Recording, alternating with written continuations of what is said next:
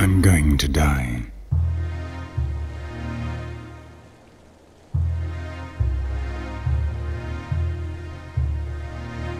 Time is running out for me and for my companions, my brothers of the river, who like me were born in these waters 4 years ago.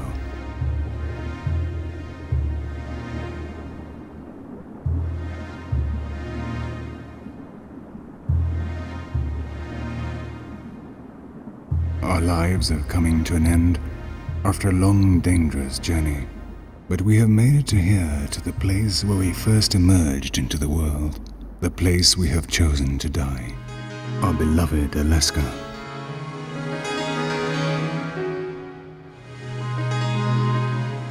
It is a harsh, wild place, a land of dense forests and cold tundras, crossed by innumerable rivers that are born in the distant mountains of the interior and come to die here on these frozen coasts.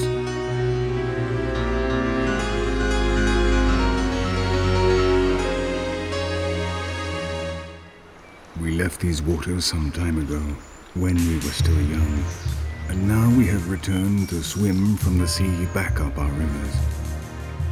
An epic journey plagued with dangers, but that is part of our destiny, part of our greatness.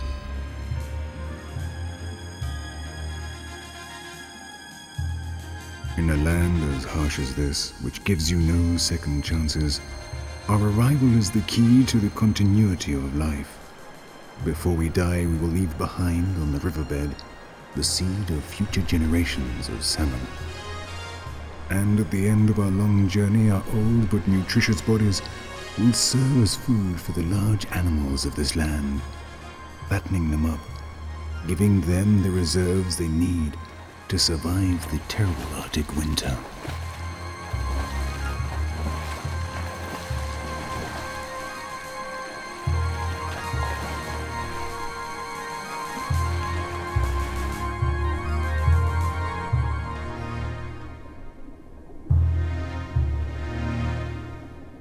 Yes, I'm going to die. But allow me in these final minutes to tell you the story of our lives. Our odyssey in the distant land of the giant bears.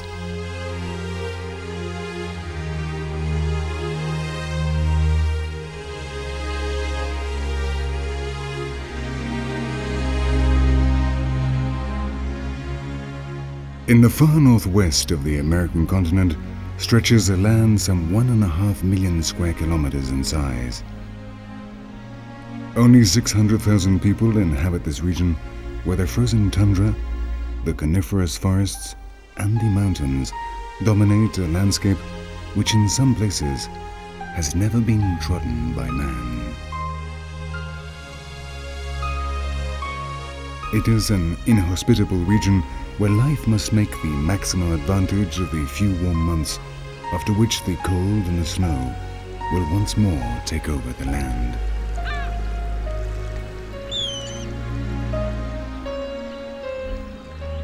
And nonetheless, such is the natural wealth of Alaska that over 50% of all the protected territory of the United States of America can be found here.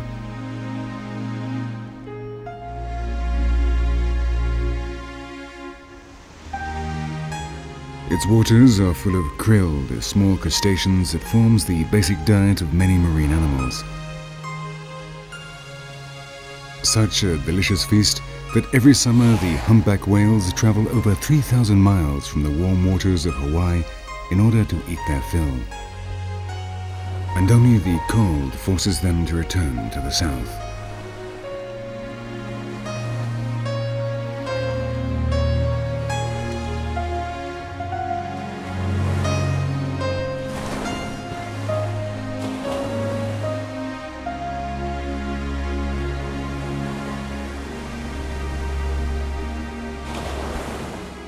They are not the only summer visitors.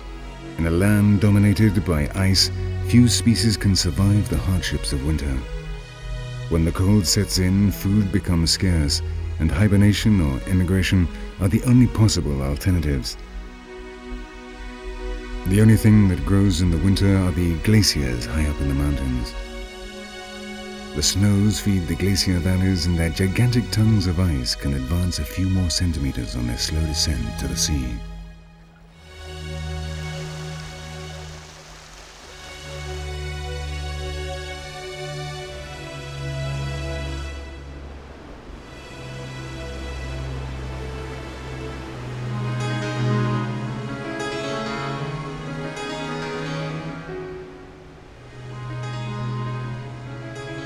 For thousands of years, they were the real masters of Alaska. The entire land was covered in ice, allowing no life to enter its domains. Today, however, this supremacy has been challenged, and each spring the ice is once more defeated.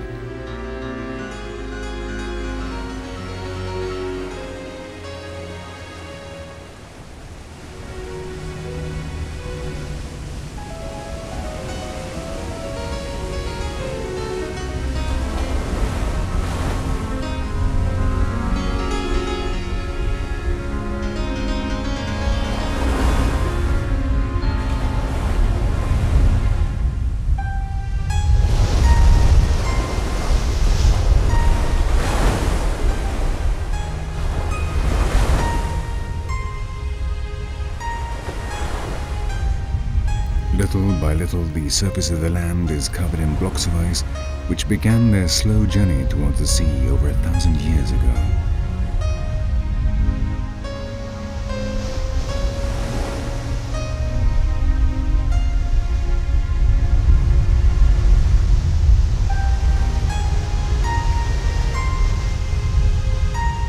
The start of the melt announces the resurgence of life in Alaska. At the feet of the giant, the seals doze in the sun before diving into the freezing cold waters in search of food. Nature forges her way ahead at the very gates of the titan of ice.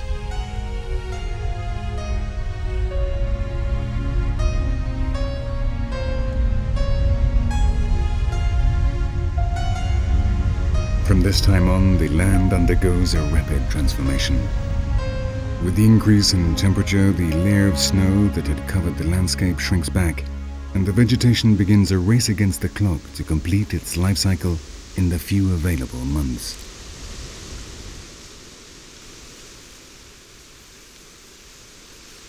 With the vegetation, food returns, and the largest of Alaska's land carnivores, the grizzly bear, awakes from its winter sleep.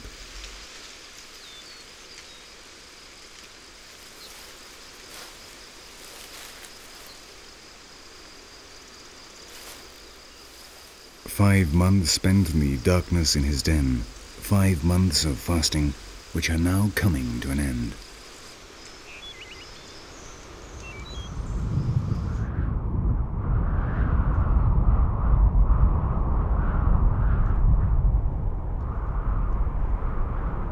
For the first time in many months, precipitation falls in the form of rain, announcing the change of season, and the new-grown prairies fill with hungry bears. They have spent the winter breastfeeding their cubs while themselves observing a strict fast. Summer is short, and it is essential to regain those lost kilos if they hope to survive another year. In Alaska, svelte figures don't last for long.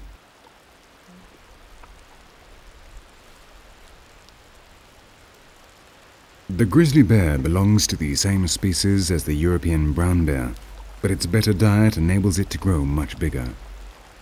A Pyrenean bear weighs around 300 kilos and stands 2 meters tall, while on Kodiak Island, some bears can weigh almost 1,000 kilos and measure 3 meters.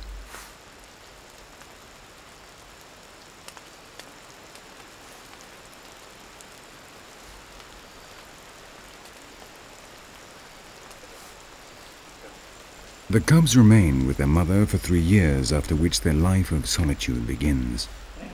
From that time on, they will receive neither protection nor help, and the companions they had played with up to now will become their rivals.